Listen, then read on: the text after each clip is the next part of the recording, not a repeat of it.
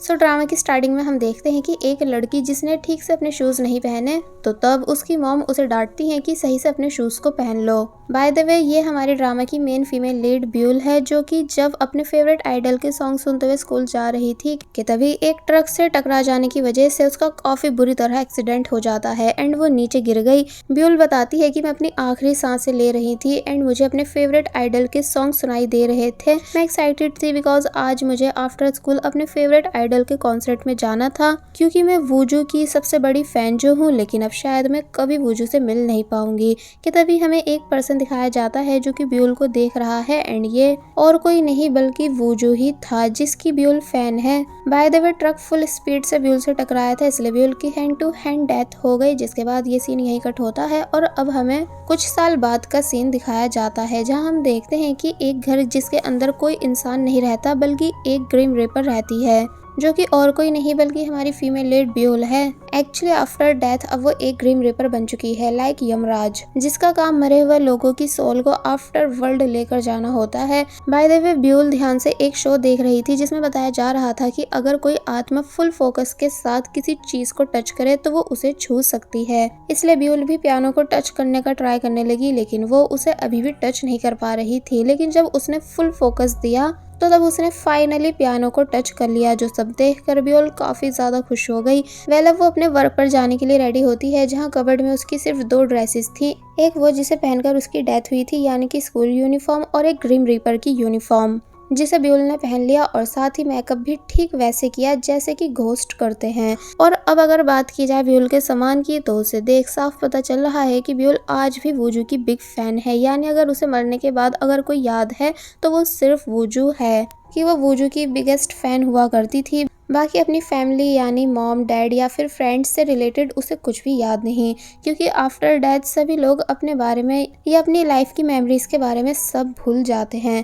दिखाया जाता है कि ब्यूल के पास उसका एक डॉग भी है जो कि ब्यूल को देख सकता है, इसलिए ब्यूल के साथ उसके घर में ही रहता है। लेकिन ब्यूल डॉग से यहीं रुकने का कहती है और फिर तभी अपने काम पर चली गई। फिर जब वो जा रही थी तो तब रास्ते में उसे वूजू के कॉन्सर्ट का पोस्टर दिखता है, जिसे देखकर वो काफ़ी ज़्यादा खुश हो ही रही थी। लेकिन तभी ब्यूल को एम्बुलेंस दिखाई दी, जिसके अंदर जो बच्ची है वो अपनी आखिरी सांसें ले रही है। इसलिए पहले तो ये देखकर ब्यूल को बिल्कुल अच्छा नहीं लगा, लेकिन मजबूरन ब्यूल को एम्बुलेंस के पीछे जाना पड़ा। अब हम हॉस्पिटल सीन देखते हैं, जहाँ काफ़ी सारे ग्रिम रीपर्स थे जो किसी न किसी सोल को अपने साथ लेकर जा रहे हैं, बिकॉज ऑब्वियसली सबसे ज़्यादा डेथ हॉस्पिटल्स में ही होती है। फिर अब हमें वो बच्ची दिखाई जाती है जो कि एम्बुलेंस में थी, जिसे जब जैसे ब्यूल ने देखा तो वो परेशान होने लगती है कि ये कितनी ज़्यादा छोटी है, इसलिए इसकी आत्मा को मैं अपने साथ लेकर कैसे जाऊं। साथ ही उस बच्ची की मदर भी काफ़ी बुरी तरह रो रही थी, इसलिए ये सब देखकर ब्यूल को बिल्कुल अच्छा नहीं लगा। कि तभी डॉक्टर बोले कि डॉक्टर सॉरी से कहो कि वो जल्द से जल्द यहाँ आए, तो तब उन्हें बताया गया कि हाँ वो आ रही हैं। तो वहीं बाहर सभी ग्रिम रीपर्स के बीच शोर मच गया कि डॉक्टर सॉरी आ रही है, जिस बात को सुन सभी लोग परेशान हैं कि ये तो आज छुट्टी पर थी, इसलिए आज आ कैसे गई। और फिर अब हमें डॉक्टर सॉरी को दिखाया जाता है, जो कि एक बहुत ही अच्छी डॉक्टर है, यानी ये हमेशा पेशेंट्स को मरने से बचा लेती है। इसलिए सभी ग्रिम रीपर्स डॉक्टर सॉरी से डरते हैं, बिकॉज इन सभी ग्रिम रीपर्स का एक रूल है कि अगर इन्हें ग्रिम रीपर बनकर हमेशा दुनिया में रहना है तो ज़्यादा से ज़्यादा सोल्स को आफ्टर वर्ल्ड भेजना होगा, ताकि इनके स्कोर्स बने रहें, साथ ही इनका प्रमोशन भी हो, क्योंकि कुछ आत्माएं भटकना पसंद करती हैं, ना कि आफ्टर वर्ल्ड जाना, जिनको फिर ये सभी काफ़ी समझा कर भेजते हैं। इसका मतलब ग्रिम रीपर की जॉब भी ईजी नहीं। वेल, डॉक्टर सॉरी उस बच्ची के पास आ गई एंड उसे चेस्ट कंप्रेशन देने लगी, बिकॉज उस बच्ची की सांसें रुक चुकी थी। साथ ही ब्यूल की वॉच का टाइम भी खत्म हो गया, यानी कि अब वो बच्ची बच नहीं सकती, उसे ब्यूल के साथ जाना ही होगा। इसलिए उसने ब्यूल का हाथ पकड़ लिया, क्योंकि अब वो ब्यूल को देख पा रही है। लेकिन तभी ब्यूल काफी कुछ सोचने के बाद उस बच्ची के हाथ को छोड़ देती है, यानी कि एक तरह से ब्यूल ने बच्ची की जान को बचा दिया, बिकॉज वो उसे अपने साथ आफ्टर वर्ल्ड लेकर नहीं जाना चाहती। ईसीजी मशीन में भी हार्ट बीट वापस से शो होने लगती है, इसलिए सभी लोग काफ़ी ज़्यादा खुश हैं कि फाइनली वो बच्ची बच गई। लेकिन जब ब्यूल का सीनियर ये सब देखने आया तो तब ब्यूल रोते हुए यहाँ से चली जाती है एंड वॉशरूम में आकर अपने फेस को वॉश करने लगी, क्योंकि उसने एक बार फिर ग्रिम रीपर के रूल को तोड़ा है। लेकिन वो क्या करे, उसका खुद इन चीज़ों पर कंट्रोल नहीं, क्योंकि भले ही वो एक ग्रिम रीपर है लेकिन उससे लोगों की जान नहीं ली जाती। अब हमें डॉक्टर सॉरी दिखाई जाती है जो कि बैठी हुई थी कि तभी यहाँ एक ह्यूनसो नाम का पर्सन आया जो कि डॉक्टर सॉरी का फ्रेंड है या कहो डॉक्टर सॉरी को पसंद करता है। इसलिए बोला कि आपने बहुत ही अच्छा करा उस लड़की की जान को बचाकर, लेकिन अब क्योंकि डॉक्टर सॉरी की लिपस्टिक खराब हो रही थी इसलिए वो उनको अपना हैंकी देता है और फिर तभी यहाँ से चला गया। फिर जब डॉक्टर सॉरी वॉशरूम में आई तो तब अपना फेस मिरर में देख हैरान होने लगी कि मैं ठीक जॉकर जैसी दिख रही हूँ। और फिर जब फेस वॉश कर रही होती है तो तब वाटर टैप खुद ब खुद बंद हो रहा था। एक्चुअली ऐसा ब्यूल कर रही है बिकॉज उसे लग रहा है कि ये डॉक्टर वर्क टाइम पर किसी को डेट कर रही है, जिस वजह से इनकी लिपस्टिक खराब है। लेकिन फिर जब उसने खुद को मिरर में देखा जो दिखाई ही नहीं दे रही थी, इसलिए ये देख वो उदास होने लगी। जिसके बाद अब नेक्स्ट सीन में हम वूजू को देखते हैं, यानी वही जिसकी ब्यूल बिग फैन है, लेकिन वो काफी परेशान नजर आ रहा था कि जैसे किसी डिप्रेशन में हो। फिर वो अपनी परफॉर्मेंस देने जाता है जहाँ काफी सारी फैंस उसे चीयर अप कर रही थी, जोर जोर से उसके नाम को पुकार कर। और फिर अब जैसे वूजू ने सॉन्ग सिंग करने स्टार्ट करे तो तब उसकी वॉइस को सुनकर गर्ल्स और जोर जोर से शोर करने लगती हैं, यानी कि सभी वूजू को देखकर खुश हो रही थी। यही सेम शो टीवी पर भी दिखाया जा रहा था जिसे ब्यूल लंच टाइम में अपने कलीग्स के साथ बैठकर देख रही होती है एंड छुपकर वॉल्यूम भी ज़्यादा कर देती है एंड बस वूजू को देख देख कर खुश होने लगी। तो तब बाकी के ग्रिम रिपर्स बात करने लगे कि कैसे वूजू बहुत जल्द मरने वाला है, यानी हम इस एरिया के ग्रिम रिपर्स हैं इसलिए वूजू की सोल को आफ्टर वर्ल्ड भेजने की जिम्मेदारी हमारी है। तो ये सुन ब्यूल को अच्छा नहीं लगने लगा। एक ग्रिम रिपर बोलता है कि वैसे इतना ज़्यादा हैंडसम है, फेमस है और रिच भी है, फिर भी पता नहीं क्यों ये मरने वाला है। मैंने सुना है कि इसके पास बस यही 1 साल बचा है। तो तभी उनका सीनियर जिसका नाम मिस्टर योंकी है वो बोलता है कि अरे वूजू का तो ऊपर वीआईपी लोग भी वेट कर रहे हैं कि ये कब आफ्टर डेथ ऊपर आएगा ताकि वो सभी इससे मिल सके, जैसे कि कई सारे प्रिंस और माइकल जैक्सन जो सभी इसके वेट में हैं, क्योंकि वूजू की फैन फॉलोइंग ऊपर तक है। तो ये सुन सभी लोग हैरान हो जाते हैं। बाय द वे योंकी के बाकी के ग्रिम रिपर से ज़्यादा स्कोर्स हैं क्योंकि ये हमेशा अपने सभी काम अच्छे से करता है, इसलिए शो ऑफ के लिए अपनी स्मार्ट वॉच इन सभी को दिखाने लगा कि देखो मुझे ये मिल चुकी है, जिसके अंदर सोल्स ट्रैकिंग डिवाइस भी है जिसकी हेल्प से और आसानी होती है सोल्स को ढूंढने में। और अगर मैं वूजू की सोल को भी आफ्टर वर्ल्ड भेज दूंगा तो तब मेरा और अच्छे से प्रमोशन हो जाएगा, बिकॉज इस टाइम वूजू की आफ्टर वर्ल्ड में सबसे ज़्यादा डिमांड है। तो तब बाकी के ग्रिम रिपर्स इस बारे में और अच्छे से बात करने लगते हैं।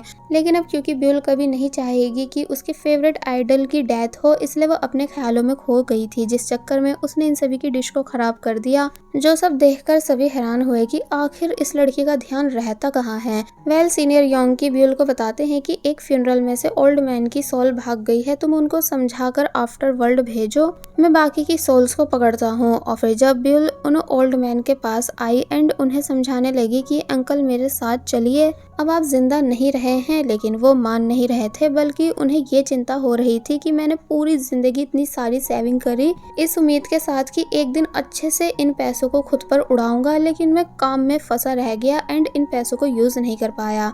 साथ ही वो ब्यूल को ग्रिम रिपर मान भी नहीं रहे थे क्योंकि उनका मानना है कि ग्रिम रिपर्स इतनी यंग एज के नहीं होते। इसलिए ब्यूल पूरी कोशिश कर रही होती है ओल्ड मैन को समझाने की कि मैं एक ग्रिम रिपर ही हूँ। कि तभी सीनियर योंकी यहाँ आए जो कि ओल्ड मैन से साथ चलने का बोलने लगे। तो तब जाकर ओल्ड मैन को बिलीव आया कि मैं सच में मर चुका हूँ और ये जो ग्रिम रिपर है वो असली का है, इसलिए वो चुपचाप डर कर कार में बैठ जाते हैं एंड सीनियर योंकी के साथ यहाँ से चले गए। तो तब ब्यूल कहती है कि अब मैं फ्री हूँ, इसलिए मुझे वूजू के पास जाना चाहिए। तो वहीं वूजू जो कि सिंगिंग कर रहा था, जिसे देखने उसकी काफ़ी सारी फैंस आई हुई थी। तो तब यहाँ हमें ब्यूल की एक फ्रेंड भी दिखाई गई जिसका नाम है गाक्षी एंड ये घोस्ट है जो कि वो भी ब्यूल की तरह वूजू की बहुत बड़ी फैन है। दोनों मिलकर वूजू को देखने लगती हैं एंड इनकी बातों से हमें पता चलता है कि गाक्षी की सोल को आफ्टर वर्ल्ड भेजने की जिम्मेदारी ब्यूल को दी गई थी, लेकिन ब्यूल ने ऐसा नहीं करा, बल्कि के और बाकी के ग्रिम रिपर्स से गाक्षी को छुपा रखा है, बिकॉज गाक्षी भी ब्यूल की तरह इस दुनिया को छोड़कर नहीं जाना चाहती है, बल्कि हमेशा सिर्फ वूजू की बिगेस्ट फैन बनकर रहना चाहती है। इसलिए वो भी इस बात से उदास है कि बहुत जल्द वूजू की डेथ हो जाएगी, वो भी इसी साल में। साथ ही ये दोनों इस बात को भी डिस्कस करती हैं कि कैसे वूजू ने एक सैड एल्बम रिलीज करी है जिसमें पूरा डिप्रेशन भरा हुआ है, इसलिए बहुत सारे लोग वूजू को ऑनलाइन ट्रोल कर रहे हैं। इसलिए इस बात से ये दोनों वूजू के लिए और ज़्यादा उदास थी। वूजू की सॉन्ग प्रैक्टिस एंड हो गई, इसलिए वो अपनी वैन में बैठकर जाने लगा, जिसके साथ साथ गाक्षी भी जाना चाहती है, लेकिन ब्यूल उसे रोक लेती है ये बोलकर कि हम स्टॉकर्स नहीं हैं, जो वूजू का पीछा करें, यानी माना हमारे पास पावर्स हैं जिसकी हेल्प से हम एनी टाइम वूजू के साथ रह सकते हैं, लेकिन हमें उसकी ह्यूमन फैंस बनकर रहना है, यानी बस उसके पीछे भागना है। और फिर जब वैन चली गई तो तब ये दोनों भी बाकी सबकी तरह वैन के पीछे पीछे भागती हैं। जिसके बाद अब नेक्स्ट सीन में दिखाया जाता है कि जब वूजू वैन में था तो तब वूजू के मैनेजर वूजू को डांट रहे थे कि आखिर तुम्हें हो क्या गया है जो तुमने रोमांटिक और लव सॉन्ग्स गाने की बजाय सैड एंड डिप्रेशन वाले सॉन्ग्स गाने शुरू कर दिए हैं, जिस वजह से तुमको ऑनलाइन इतना ज़्यादा हेट मिल रहा है। तो तब वूजू मैनेजर की बातों से परेशान हो जाता है, इसलिए तभी वो वैन से उतर गया और एक बस स्टॉप पर आकर खड़ा हो गया जहाँ एक लड़की वूजू के ही सैड सॉन्ग की वीडियो देख रही थी और फिर तभी बैड कमेंट करने लगती है कि सॉन्ग एकदम बकवास है, इसे सुनकर तो मैं डिप्रेशन में चली गई, इसलिए हमें सुपरस्टार वूजू को इंडस्ट्री से बाहर कर देना चाहिए, यानी इसे तो मर ही जाना चाहिए। वो जो भी ये सब रेड कर लेता है कि कैसे कैसे ये लड़की उसके बारे में इतना बुरा लिख रही है, इसलिए वो उस लड़की के बहुत ज़्यादा क्लोज आ जाता है अच्छे से मैसेज को देखने के लिए। तो तब लड़की ने पूछा कि आखिर आप हो कौन, तो तब वूजू ने अपना फेस रिवील किया, ये बताते हुए कि वही पर्सन जिसके बारे में तुम बकवास लिख रही हो। लड़की शॉक रह जाती है कि क्या सुपरस्टार वूजू आप, मुझे नहीं पता था कि आप रियल में इतने ज़्यादा हैंडसम दिखते हो, इसलिए मैं अभी इस कमेंट को डिलीट करती हूँ। लेकिन वूजू उसके उस कमेंट को पोस्ट करा देता है एंड बोलता है कि कोई बात नहीं, जो करना है करो, क्योंकि अब मैं तुम पर केस करूंगा मेरे बारे में उल्टा सीधा लिखने के लिए। और फिर तभी वो यहाँ से चला गया एंड बस में बैठ जाता है।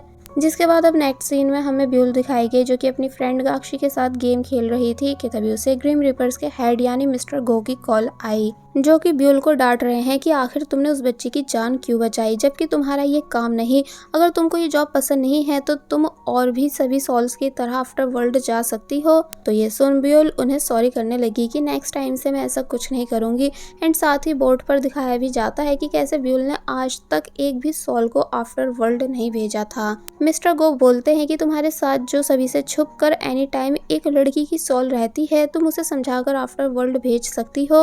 अगर ग्रीम रीपर की जॉब पर बनी रहना चाहती हो तो तब ब्यूल कॉल कट करने के बाद गाक्षी से पूछती है कि क्या तुम्हें सच में यहाँ रहना है। तो तब गाक्षी को गुस्सा आ गया कि क्या तुम मुझे अपनी दोस्त नहीं मानती हो जो आफ्टर वर्ल्ड भेजने का कह रही हो, जब ये पता है ना अगर मैं चली गई तो तुम यहाँ अकेली पड़ जाओगी और फिर किससे बातें किया करोगी। ब्यूल गाक्षी को सॉरी करने लग जाती है, लेकिन गाक्षी मानती नहीं, बल्कि ये बोलते हुए गुस्से में यहाँ से जाने लगी कि जब तक मुझे मेरा सच्चा प्यार नहीं मिल जाएगा मैं कहीं नहीं जाऊंगी। जिसके बाद ये सीन यहीं कट हुआ और अब हमें वूजू दिखाया गया जो कि खो चुका है, इसलिए अपने असिस्टेंट से कॉल पर कहता है कि मेरी लोकेशन ट्रैक करो एंड मुझे लेने आओ, क्योंकि मैं बिल्कुल समझ नहीं पा रहा हूँ कि इस टाइम मैं कहाँ हूँ, क्योंकि यहाँ के रास्ते काफ़ी अजीब हैं। कि तभी उसे टनल क्रॉस करने के बाद एक घर दिखाई दिया जिसके अंदर से वूजू के काफ़ी पुराने सॉन्ग की ट्यून सुनाई दे रही होती है, इसलिए वो वहीं रुक जाता है एंड उसे सुनने लगा। एक्चुअली ये ट्यून ब्यूल प्ले कर रही थी बिकॉज इसी म्यूज़िक को सुनते हुए उसकी डेथ हुई थी। वो जो ब्यूल के घर में आ गया एंड हैरानी से सब चीज़ें देखने लगा, क्योंकि वहाँ वो सब सामान था जो सब वूजू से रिलेटेड है, इसलिए वूजू समझ जाता है कि इस घर में जो भी कोई रहता है वो मेरा बिगेस्ट फ़ैन है। और फिर अब जैसे पियानो बजाने बैठा तो तब ब्यूल वूजू को बस देखती ही रह गई, यानी कि ब्यूल के होश उड़ जाते हैं। फर्स्ट टाइम अपने फेवरेट आइडल को इतनी क्लोज से देखकर, वो भी अपने घर में। वूजू सेम वही ट्यून बजाने लगता है जिसे देख देख कर ब्यूल का खुशी के मारे बुरा हाल था, लेकिन तभी वूजू रुका एंड रोने लगा, ये बोलते हुए कि काश मैं जल्द से जल्द मर जाऊं, क्योंकि मुझे इस दुनिया में नहीं रहना बल्कि मैं सुसाइड करना चाहता हूँ। तो ये सुन ब्यूल हैरान होने लगी, यानी कि काफ़ी ज़्यादा हैरानी से वूजू को देखने लगती है और उसके लिए उदास होती है कि आखिर क्या वजह है जो वूजू मरना चाहता है। और फिर अब जैसे ब्यूल ने वूजू के टीयर्स क्लीन करे तो ये चीज़ वूजू को फील हो जाती है कि इस घर में कुछ तो है जिसने मुझे टच करा है, यानी कि यहाँ ज़रूर कोई भूत है। इसलिए वूजू जल्दी से उठता है और जल्दबाजी में यहाँ से जाने लगता है। जब वो बाहर आया तो उसने देखा कि इस भूतिया घर में एक बेचारा पपी भी है जिसे आई थिंक भूत ने कैद कर रखा है, लेकिन इसे मैं नेक्स्ट टाइम बचाऊंगा। और फिर तभी वूजू फुल स्पीड के साथ यहाँ से भाग गया, क्योंकि वो काफ़ी ज़्यादा डर चुका था। पीछे से ब्यूल परेशान होकर वूजू को जाते हुए देखने लगी कि वो कैसे डरकर भाग गया, और साथ ही ब्यूल सबसे ज्यादा परेशान इस बात को जानकर है कि उसका फेवरेट आइडल सुसाइड करना चाहता है, जो कि बिल्कुल भी अच्छी बात नहीं। और बस फिर इसी सीन के साथ पार्ट 1 यहीं पर एंड हो जाता है।